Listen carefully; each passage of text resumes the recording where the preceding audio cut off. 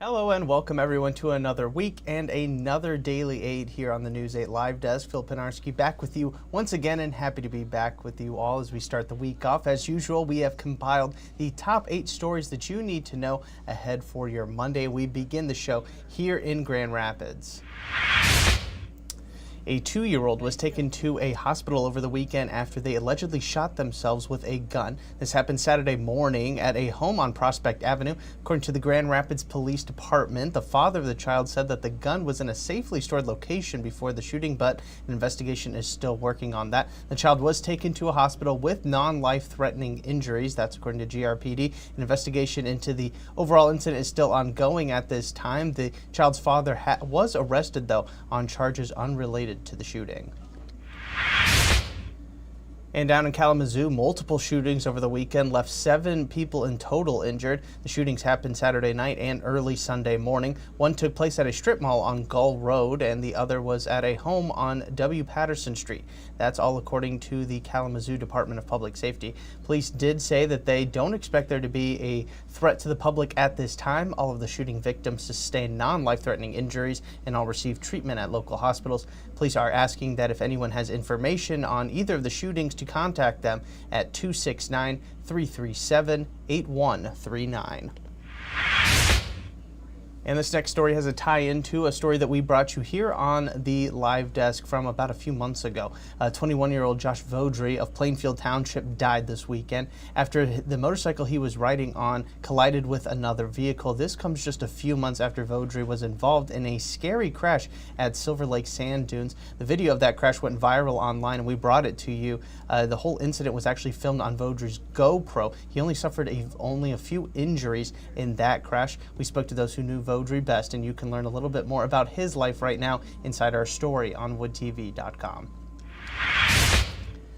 East Grand Rapids Public Schools have introduced new security measures to protect students in the district. School officials say that parents should give themselves a few extra minutes in the mornings and afternoons to get used to the new procedures, which include screenings for all visitors before entry into the school. The plan was for these protocols to be in place at the start of the school year, but the district experienced some delays in setting them up. They went into effect officially today. The district also said that some of these new measures might be changed for other events outside of the normal school day, like assemblies, football games, and other sporting events like that.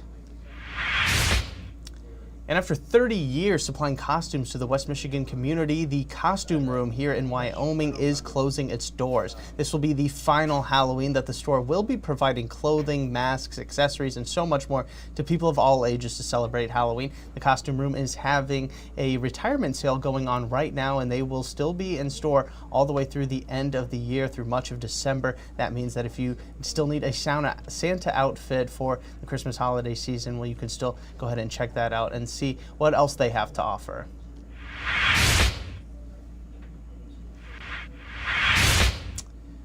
And the name John Ball probably makes you think of several places across the city of Grand Rapids, from parks to the John Ball Zoo here.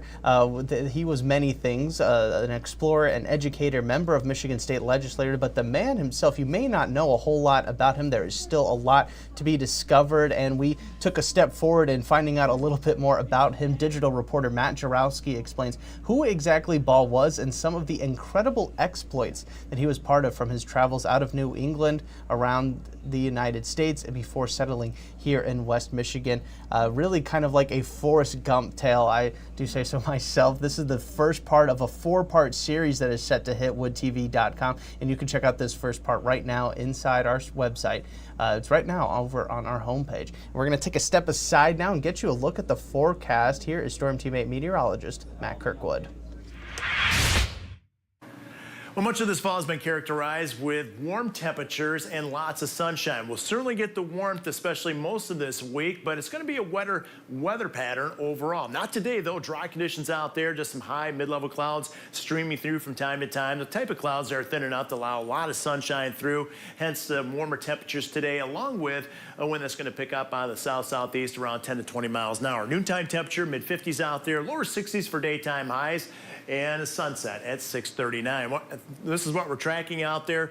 A windy with near record warmth for Tuesday and Wednesday. Mid to upper 70s for highs, and it looks like and then cooler temperatures make their way in for Halloween Day with a good chance of rain, especially the first half of Halloween. But leading up to that, windy conditions, again, just remarkable warmth for this time of year. And then as we begin November, we cool things off, but it looks like sunshine does return for Friday and Saturday this upcoming week. All right, thanks, Matt. And playoff football is back here in West Michigan starting this Friday as the Michigan High School Athletic Association released the matchups for the first round of games. There are quite a few major games to tune into across our viewing area in all 10 divisions, including the 2 8-on-8 football conferences. We, of course, will be bringing you all of the highlights after the games in our evening newscast because the frenzy never really stops. All of the matchups can be found inside our story over on our website. Also, quick reminder that we will be debuting our last 3 top plays of the season here on the live desk coming up this afternoon. You're going to want to check them out, and then you can actually vote for your favorite up until Thursday night. We will be announcing the final winner on daybreak this Friday. And a reminder to everyone that Halloween is this week, and so in case you haven't gotten your costume yet, you still have time to do so. But if you also need to find a fun event to really celebrate the holiday, or maybe you're looking for trick-or-treating times in your city, you can find all of that right now inside our West Michigan guide over on woodtv.com. So highly encourage you all to check that out. That is going to do it for us today here on this edition of the Daily 8. We will be back again tomorrow with 8 more stories that you need to know for your Tuesday. I want to thank everybody so much for tuning in today. I'm Phil Pinarski, and we hope you have a great rest of your day.